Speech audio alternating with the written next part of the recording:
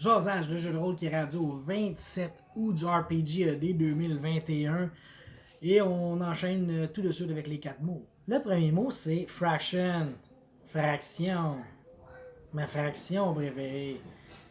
On s'entend-tu que les fractions, c'était pas mon fun, moi, à l'école. Moi, les mathématiques sont comme loin dans ma liste de choses que j'aime. Puis dans les mathématiques, fraction est quand même assez loin aussi. Là. Il a fallu que je creuse creux là, pour aller chercher ma fraction préférée. Tu sais, genre après ma sorte de sac de vidange préférée. Mais j'ai réussi à le trouver. J'ai réussi à trouver la réponse. Ma fraction préférée, c'est quoi? 1/10. 10%. J'aime ça. Moi, j'aime ça. Je trouve ça propre. Je trouve ça beau. Tu brasses, puis c'est un pourcentage qui est comme net, frais, sec. T'as rien à. Tu sais, ça te prend, si c'est plus ton D10, ben t'as 50% de chance de l'avoir. Je trouve que c'est comme cool. Là, je te dis, OK, ben t'as le target number de 7 finalement. Tu sais. Bon, ben là, t'as 7, 8, 9, 10. Tu tombes à 40%. Je trouve que c'est cool au bout. Tu sais. Le dixième, le pourcentage. Tu sais. Oui, moi j'ai rien. Moi, je sais qu'il y a comme une, pas de haine, là, mais il y a beaucoup de monde qui n'aime pas le pourcentage. Tu sais, oh, j'ai 56% de chance de réussite. Pourquoi pas 55, pourquoi pas 60, 56? Moi, ça me dérange pas. Je trouve que c'est cool parce que quand tu rates de 1%, c'est comme. C'est chiant, mais c'est cool. Puis bon, dans le cas que je réfléchis, tu sais, à Cthulhu, tu peux prendre des points pour juste le réussir ton jet au final. T'sais. Fait que moi, le dessin m'a jamais fait pleurer. Là. Des pourcentages, là, moi, j'ai rien contre ça. Je l'inviterais à souper s'il existait. Pas de trouble avec. Mais, officiellement, ma fraction préférée, c'est ça. C'est le 1/10, c'est le 10%. J'aime même plus ça que le 5% du D20. Tu sais, ça, j'ai rien contre non plus, mais ça reste. C'est ma fraction préférée. 1/10, 10%. Je l'ai dit à peu près 16 fois, je vais arrêter. Là. Ensuite, le deuxième mot, practice, pratique. Je sais pas trop comment, là. Tu sais, on va dire que quand on joue un jeu de rôle un petit peu, on se pratique. On va dire ça de même. Moi, seulement, je vais le prendre. Mes trois sessions de Cthulhu avec Radburger, Padboo, Hugo, Nick, puis La Folle, ça a été une belle pratique. Une belle pratique de jeu de rôle. J'ai aimé ça. 3 sessions de. Je pense que ça a quand même duré 3-4 heures chaque, mais on a eu des belles histoires, puis rentrer dans un système qui coule bien. Moi, je trouve qu'il s'assimile bien, ça va. Il n'y a pas de grosses affaires qui font dégueulasse comme système. T'sais. Non, c'était un bon système, puis je rejouerais, je le suggérerais à mes amis. Allez chez votre disquaire, vous le procurez. Le troisième mot du 27e jour, c'est Kindle. Là, il a fallu que je cherche, parce que moi, Kindle, c'était comme un livre numérique que tu achètes sur Amazon. Tu sais, j'étais comme, c'est quoi Kindle? Puis là, bon, j'ai fait des petites recherches. Le verbe Kindle, c'est enflammer, allumer, tu sais. Fait que mon allumage, mon enflammage préféré, c'est quoi? Dans une de mes aventures, il y avait des gnomes.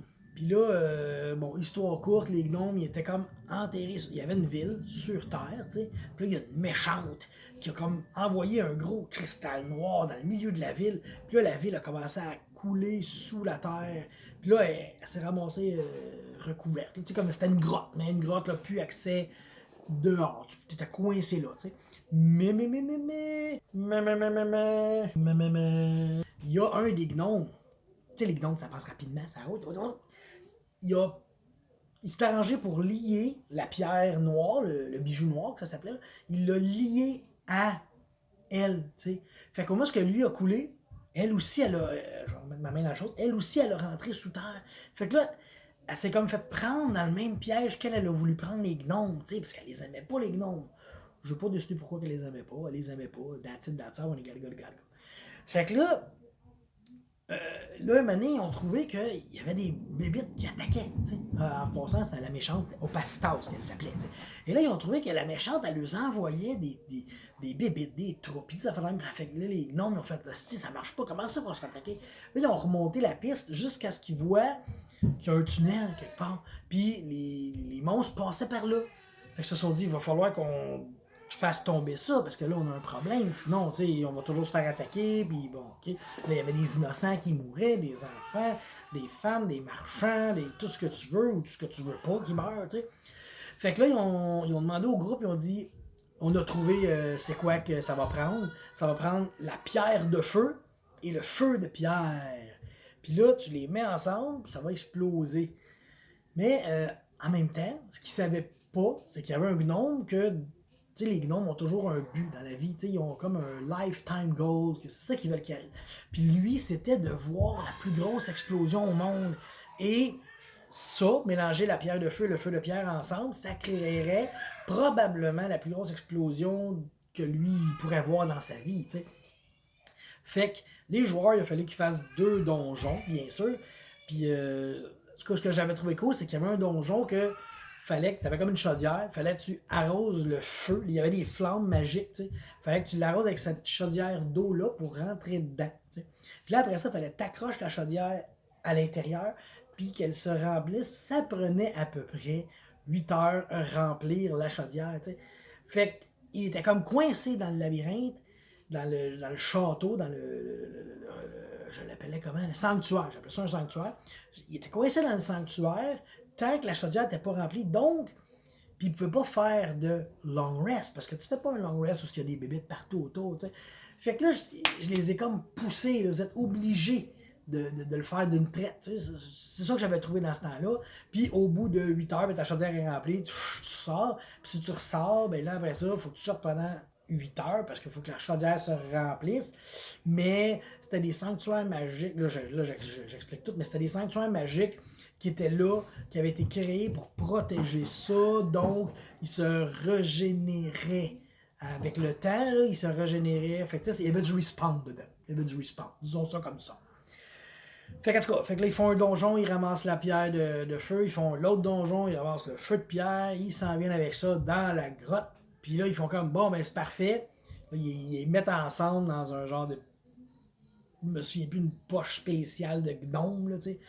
Puis là, ils l'ont lancé, puis là, il fallait qu'ils sauvent parce que ça allait péter sur un esti de temps, ça là. Puis là, comme de fait, quand ça a comme cogné ensemble, eux autres, ils ont parti à courir, ils se sont sauvés, puis là, ça l'a explosé. Puis là, il y a eu comme la déflagration qui est rentrée dans le tunnel d'un bord, qui est sorti par l'autre, mais eux autres, ils l'avaient dans le dos. Puis ils n'ont pas été brûlés par le feu, mais ils ont été comme tout propulsés par l'énergie que ça l'a fait, tu sais. Puis, ben, pour une note plus triste, le gnome, que c'était son but dans la vie de voir cette explosion-là, il a comme revolé de la grotte, puis là, ça donnait place sur la place publique, sur le marché. Il a revolé d'un stand du marchand, puis là, il est mort là. Puis la description de la scène que j'ai faite, ben j'ai réussi à tirer une larme d'un de mes cousins qui jouait, parce que c'est un grand sentimental, émotionnel. Puis il n'avait pas joué à Donjon souvent, puis tout. Fait que c'était un beau moment dans ma vie de vraiment voir... Un des rares bleeds que j'ai pu assister dans ma vie, c'est venu de cette histoire-là. C'était vraiment cool, puis c'est ça, j'ai bien aimé ça, cette déflagration-là. Puis le dernier mot, c'est group. C'est groupe. Mon groupe préféré. Mettons, un groupe, c'est plus qu'une personne. Ça, c'est un groupe, tu sais. Fait que ça va être 2 personnes. Mettons que je joue là, à Donjon, à Vampire, à n'importe quoi, à Five Ring, nommez-les toutes aussi. Dans mon groupe, j'aime avoir Charles et Andréane dedans. Ce sont 2 joueurs. Premièrement, ce sont 2 joueurs totalement différents. OK? On a Andréane d'un côté qui faut que ça avance, il faut que ça bouge, il faut que ça pète, il faut qu'il y ait de l'action. Puis on a de l'autre bord, on a Charles qui prépare ses coups, qui place ses pions, qui manipule les gens, qui imagine des situations. T'sais. Fait que j'ai 2 joueurs très différents. Et ces 2 joueurs-là, quand ils sont autour de ma table, ben moi, ce que ça fait, ça m'oblige à jouer comme dans 2 formats en même temps. Faut que je joue pif paf pouf, puis que je joue. C'était des belles interprétations, hein?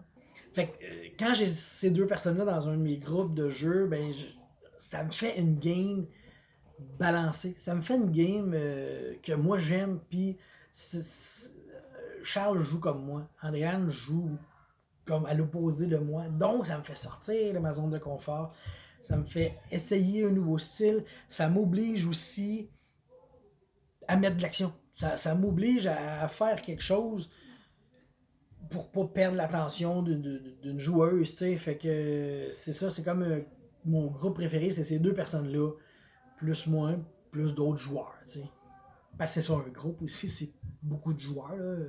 Mais deux joueurs, ça compte comme un groupe. Ça conclut mon 27 août du RPG ED et on se revoit demain. Bye.